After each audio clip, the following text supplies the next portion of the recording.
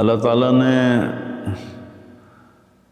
ہفتے میں 7 دنوں میں ایک دن بابرکت بنایا، وہ جمعہ کا ہے۔ اللہ تعالیٰ نے قوم یہود سے کہا کہ میرے علم میں ایک دن ہے بہت برکت والا، وہ تم ڈھونڈو اور چن لو۔ تو انہوں نے خطا کھائی اور ہفتے کا دن چن لیا۔ ہفتے کو یہودی عبادت کرتے ہیں، کام نہیں کرتے۔ پھر اللہ تعالیٰ نے عیسیٰ علیہ السلام کی قوم سے کہا کہ ایک دن میرے بارگاہ میں بہت بابرکت ہے، دعائیں قبول ہوتی ہیں، اسے تم ڈھونڈو۔ ان پہ چھوڑا تو انہوں نے اتوار چن لیا۔ لیکن جب ہماری باری آئی تو اللہ نے ہمیں نہیں کہا کہ ڈھونڈو۔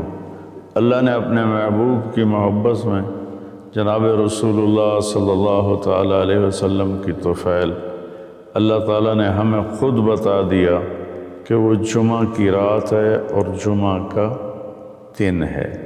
یہ سب سے بہترین دن ہے جمعہ کا، اور پورے سال کے لحاظ سے جمعہ کی رات سب سے بہترین رات ہے۔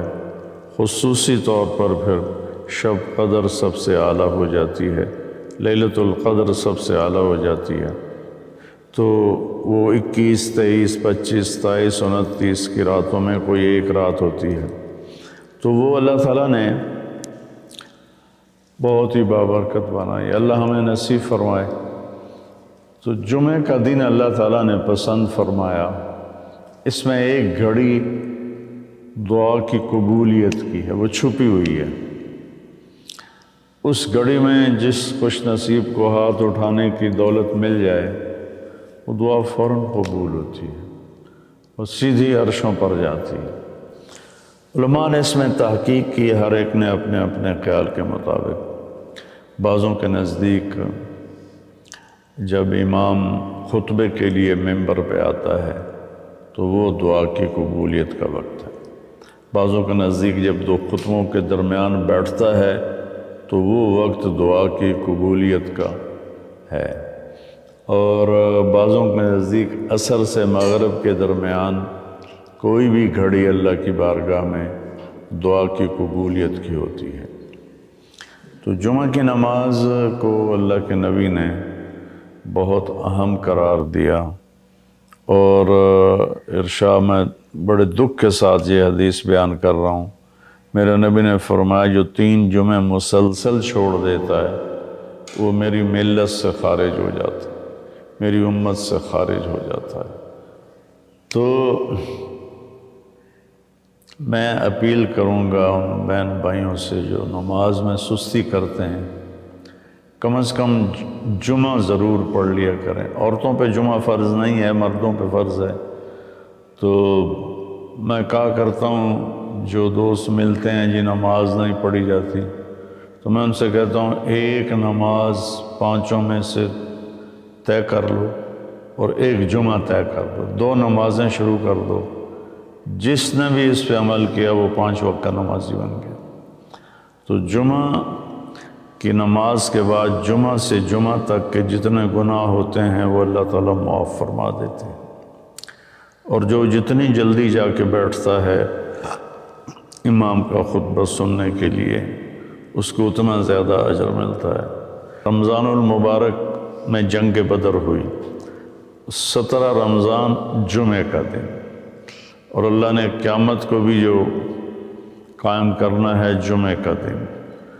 تو ہر دن اللہ کی بارگاہ میں بابرکت ہوتا ہے اگر ہم اس میں اللہ کی مان کے چل رہے ہیں، اور رمضان شریف میں خاص طور پر، اور پھر جمعہ ہو تو خاص طور پر اس میں ہم اپنے عبادت کو بڑھائیں۔ درود شریف جمعہ کے دن کا مبارک عمل ہے کثرت سے درود شریف پڑھنا، اور 300 دفعہ جو درود شریف پڑھ لیتا ہے وہ کثرت میں شمار ہو جاتا ہے، اوپر کی کوئی حد انتہا نہیں ہے۔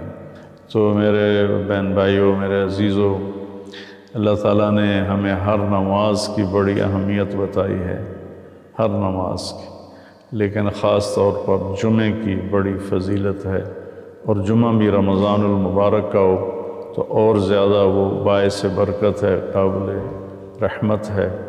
تو روزے کا بھی اہتمام ہو اور ساری نمازوں کا اہتمام فرمائیں، کوئی باجماعت پڑھنے کی کوشش کریں، کوئی جماعت سے رہ جائے تو پھر اس کو چھوڑیں نہیں، اسے ضرور پڑھ لیں کہ نماز کی اللہ تعالیٰ نے جتنی تاکید قرآن میں کی ہے اور کسی کی اتنی تاکید نہیں کی۔